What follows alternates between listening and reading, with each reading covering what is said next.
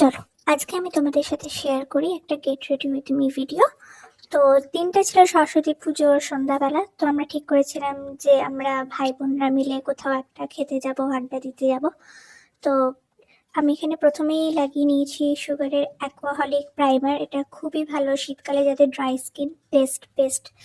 তারপর আমি এখানে ইউজ করে নিয়েছি একটা স্কিন টিন্ট, আর এক্সট্রা গ্লো আনার জন্য ইউজ করেছি সুইস বিউটির একটা হাইলাইটিং প্রাইমার। এই দুটোর কম্বিনেশনটা জাস্ট চুমু।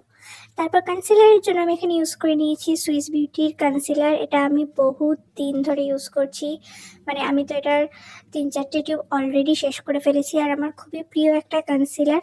তোমরা যারা ডেইলি মেকআপ করতে ভালোবাসো, জাস্ট কনসিলার লাগাতে চাও, তো তোমরা এই সুইস বিউটির কনসিলারটি ইউজ করতে পারো। আর পুরো ফেসটাকে আমি একটা কম্প্যাক্ট পাউডার দিয়ে সেট করে নিয়েছি। আই মেকআপটা রেখেছি খুবই সিম্পল, একটা ওয়ার্ম ব্রাউন শেড পুরো চোখের আইলিডে আর নিচে ল্যাশ লাইনের কাছে লাগিয়ে নিয়েছি। আর এখানে আমি আইব্রোটা জাস্ট সেট করেছি এলফের আইব্রো মাস্কারা দিয়ে, খুবই ভালো। আর কাজল পরে স্মাচ করে নেওয়ার পর লাগিয়ে নিয়েছি ফেসেস কানাডার এই মাস্কারাটা। এই মাস্কারাটা আমার সত্যি খুবই প্রিয়, আর এটা আমার 3 নাম্বার টিউব। বুঝতেই পারছো তো কতটাই প্রিয়।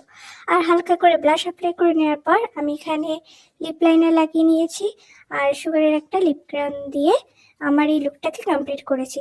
ও দাঁড়াও, ফিক্সারও অবশ্যই লাগাতে হবে যাতে মেকআপটা একটু লং লাস্টিং হয়।